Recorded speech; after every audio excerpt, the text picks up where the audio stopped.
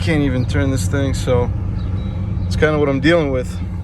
What is going on, guys? Welcome back to the channel. In today's video, we're going to be taking a look at my 2020 Jeep Gladiator Rubicon. I just passed the 40,000 mile mark, and I want to share with you guys how the car has held up, a couple of issues that I've had that were kind of minor, and a couple of issues that I had that were major. Let's get started. So let's start off by me showing you guys the body of the car. Now keep in mind, this car doesn't have any PPF or anything like that on it. So here's what 40,000 miles looks like on a daily driven Jeep Gladiator Rubicon. I bought this car at the end of 2019 and we are currently in 2023. And like I said, this car is daily driven. I drive it minimum 40 miles a day. I go to and from work, and yeah, here's what it looks like. In my opinion, it's held up incredibly well as far as the body is concerned. I will go over the couple modifications that I did to the Jeep and how it affected it. I'll share that with you guys as well. Let's get up close to it. I mean, the paint looks incredible. Obviously the car is a little bit dirty right now, but once it's washed, the thing looks brand new. One of the mods that I did on the car was I actually put wheel spacers on it. In my opinion, the standard or stock Jeep Gladiator wheels are way too indented. So from the factory, they're about right there.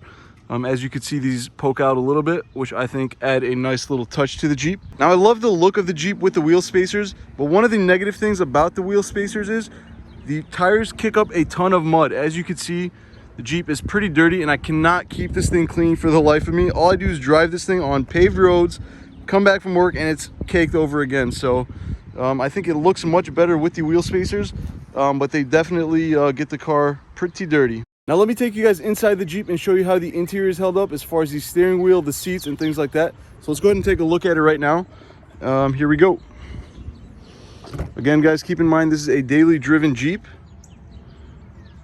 It's got right over 40,000 miles on it. As you can see, there's some wear on the wheel where the driver's hands go.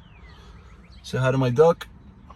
Also, if you guys didn't know, I partnered up with the Hamilton collection. Check out carsniff.com. We make these awesome car air fresheners. Going back to the Jeep. If this thing gets cleaned up, it looks literally brand new. Now, I do baby this car quite a bit. In the beginning, when I first got it, I actually would put a blanket down whenever I'd put things in the bed of the truck. I just felt too bad. It's too much of like a pretty truck to just throw things like plywood or 2x4s or anything like that in the bed of the truck. I also got the WeatherTech floor liners, which I think helped keep the Jeep nice and clean. But guys, there's the interior. I think it held up incredibly well as well.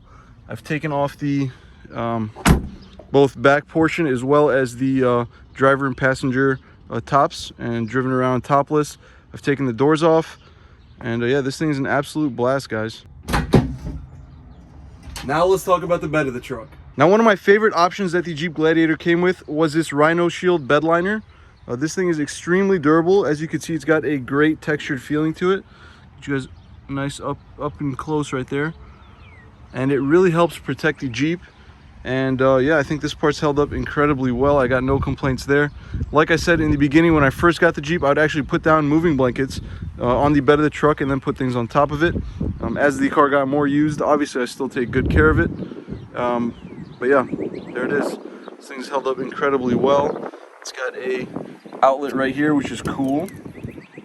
Right there. It's got lights that come on right there.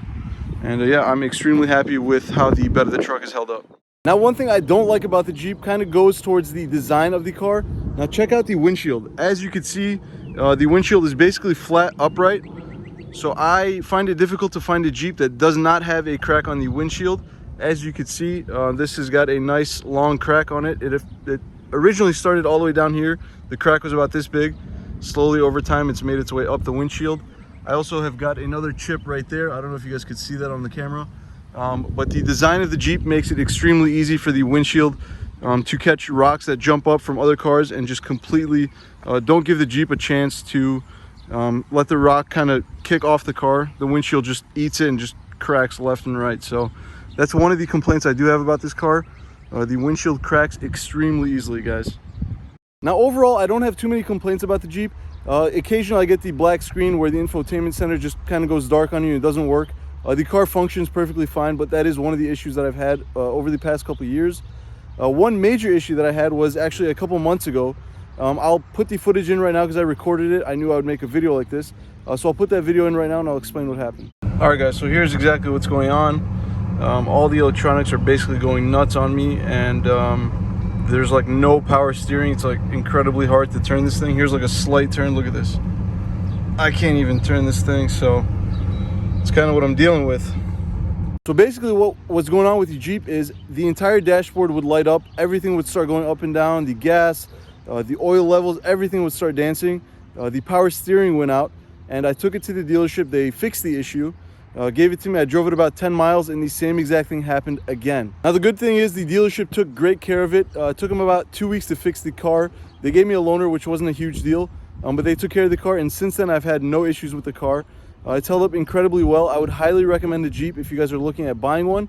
If you guys have any questions regarding Jeeps, specifically Gladiators, let me know in the comment section down below. Also guys, I want to ask a huge favor of you guys. My goal is to get to 50,000 subscribers by the end of this year. If you guys haven't already subscribed, please consider doing so. It's free to you guys and would mean a whole lot to me and would help my channel grow. But there it is, guys. That is my 2020 Jeep Gladiator Rubicon. Like I said, if you guys have any questions or would like to know anything else about owning a Jeep, let me know in the comment section down below. Thank you guys so much for watching, and I'll see you guys in the next video.